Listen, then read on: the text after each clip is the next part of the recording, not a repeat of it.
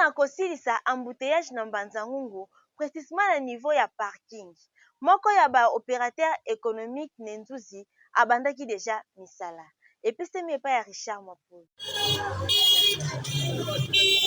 Balobaki bafundaki bagangaki que Martin Nenzuzi azali kokheye ba embouteillage na route nationale numéro 1 lelo makambo wana esili. Esali déjà mikolo misatu.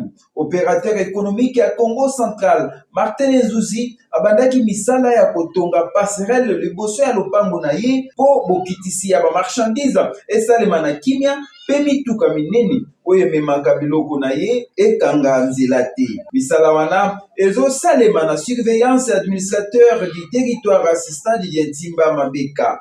Yende mutu azui solution de telle sorte que embouteillage au bazolobelaka na Mbanza-Ngungu emeka kolongwa abengaki vraiment na biro na ye na face au management oyo nga moko naza na gauche je suis content makambo wana ekozalaka nga na nde wana te parce que bato nyonso bazoluka développement pe pas tout simplement voir bango baautorité badéveloppe seulement mboka mais na bainitiative na bango biso mpe kozokontinue na développement mboka. Na esika wana administrateur du territoire assistant Didier Ntimba Mabeka asepeli makasi na mosala Nenzuzi azosalisa pe alaki accompagnement ya territoire na ba initiative ya développement oyo ezosunga Mbanza-Ngungu pe population na ye.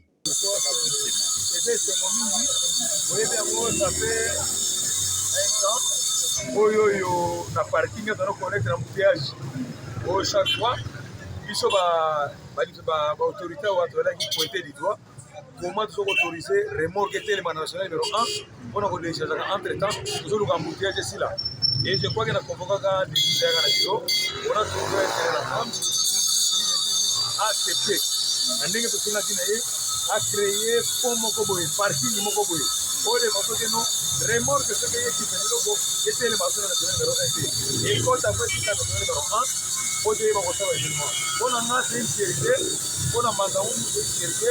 Pourquoi? Parce que oyebi te donc kala mino tokoza na problème ya parking awa mituka wana ekosenga esika nini ekozala lelo oyo Nenzuzi isedi aza prêt mpona koyamba andehors ya mituka ya ye mituka oyo bana kosarzaka etelemaka awa epa na ye mpona koevite embouteillage na makadam.